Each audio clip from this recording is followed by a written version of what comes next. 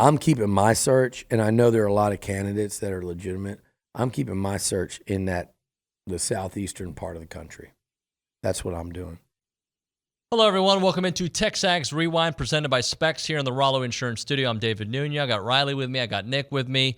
What did you learn on the show today, Riley? I learned about what Aaron Torres had to say about Slosh leaving to Texas, and I really liked what he had to say. That's what you learned. Okay. What did you like about the show today?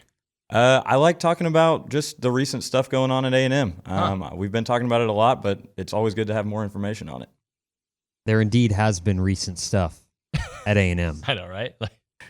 Hello. Very recent. Speaking, you sound like a hostage guy as well. Like you're like, there was really good stuff that we learned today, like all the information at Texas A&M. Nick, what was your favorite part of the show? Ooh, favorite part of the show. I know it didn't make the rewind, and I'm breaking my own rules, so it doesn't make sense. But we had Stephen McGee on the show. We talked little bit of football, and he thinks they could be a sleeper playoff contender. But again, not on the rewind because we all know what you people want to see. All right. So what did you learn, Nick? What did I learn? Yeah. I learned that OB did not have any trouble getting into the presser yesterday, which we all thought he was going to have an issue. I learned Aaron Torres was just as fired up as he appeared on Twitter. I learned, Billy has been in it, you learned in the grind. Yeah. Yeah. You learned that. I was trying to work through everything, but yeah. That's all I learned. Did you like I learned you're tired. Oh, I'm definitely tired. I haven't slept. Yeah. Do you like Angry Nunya or Happy Nunya? I like Angry Nunya. I think that's what the people come I don't know. for. I don't know. Like sometimes people are like, hey man, you need to chill. You need to calm down. There's no calming down now. It's TexAgs Rewind. I just find it hard to believe if you're an out away or a couple outs away, whatever it is, from winning a national championship as the number 3 seed in Omaha. What is there at Texas that you can't do at Texas A&M? Like, in other words, is it really a better job? And I use the example, right? So, again, college baseball guy Torres, my alma mater, UConn, has made the super regionals in 2 of the last 3 years. I believe they're going to be in Omaha soon. But if Jim Penders, who's the UConn baseball coach, was offered the Texas job, I would help him pack his bags because I would say that is a definitively better job, and you should take that job if you're Jim Penders. But I say that to say, from what I can tell as a 2-week-a-year college baseball fan, is Texas a better job than Texas A&M? Because you just had Texas A&M in position to win a national championship. And so that's the other part is, and again, I'll just equate it to the analogy that's easy to use right now. If Dan Hurley took the Lakers job, I think it would have been a mistake. I think LeBron's over the hill, whatever, blah, blah, blah, blah, blah. But it is the Lakers, and I do understand. If Dan Hurley left UConn to take, the Pitt job or whatever, I'd be like, what are we?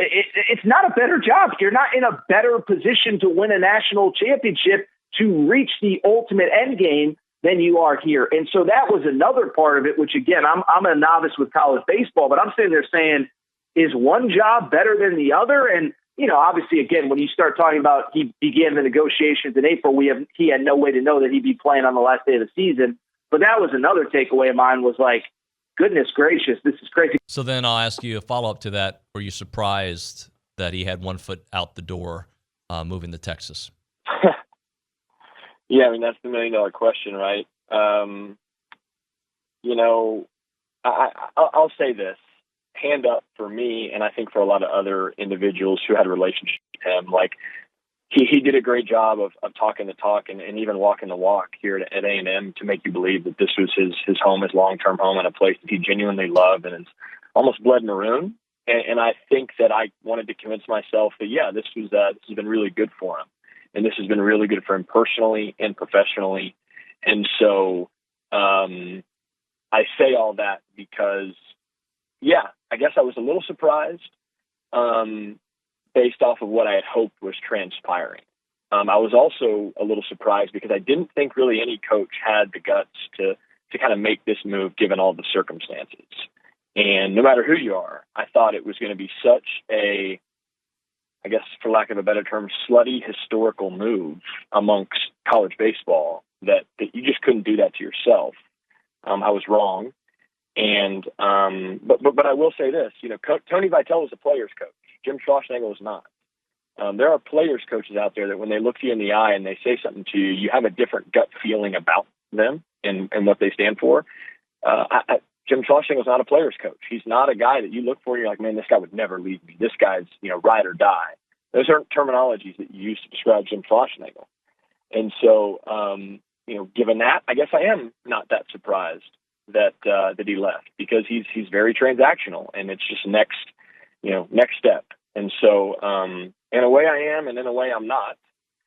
But there are definitely coaches out there that I would have said are significantly less likely to make this move than him. I'll just say that. Regardless of when or how or whose fault or, could you have kept him? You didn't. It was very visible. It was at the worst possible timing for both A&M and Slosh, by the way. He has come out on this looking really bad from a PR standpoint. And A&M, it never looks good when you lose a coach to your rival. I don't know that that's ever happened to this magnitude, much less within 24 hours of playing for a national title. So with all that said, I don't think you can go with this, hey, here's a guy that's done a real good job at this smaller school. Let's go get him and see what he got. I don't think you can do that this time around. I think you have to, if you're Trev Alberts at A&M, you have to swing big. You have to connect. It has to be deemed a home run hire. So with that said, I'm keeping my search, and I know there are a lot of candidates that are legitimate. I'm keeping my search in the southeastern part of the country. That's what I'm doing. And I'm looking at SEC candidates that you think are movable. And again, I think everyone but the guy in Knoxville are movable. Every single one of them, if you want. Probably not LSU. Those are probably the two that you wouldn't be able. But the other 12 are movable. And then in the ACC, there's a lot. I mentioned Jarrett, but there are guys at Virginia, O'Connor, Wake Forest, Clemson. Although I think Bakich, from talking to people close to him, I think he's flattered, but not ready to move his whole family again 2 years later. He's got like 3 kids, and I think he's good to go. But he would be on there. O'Connor from Virginia would definitely be on there. I mentioned Florida State, and I think Wake Forest will be another place you'll look. So to me, the search shouldn't and won't get out of there.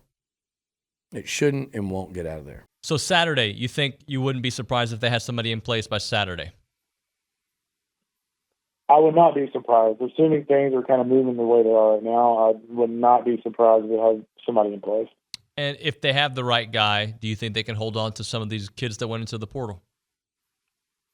No, I don't think they can. I think that there's a pretty safe bet they will. I think if they make a couple of the hires that I've heard they could possibly make, I actually would feel pretty good about their chances, given some of the NIL things that were kind of being worked on behind the scenes. So.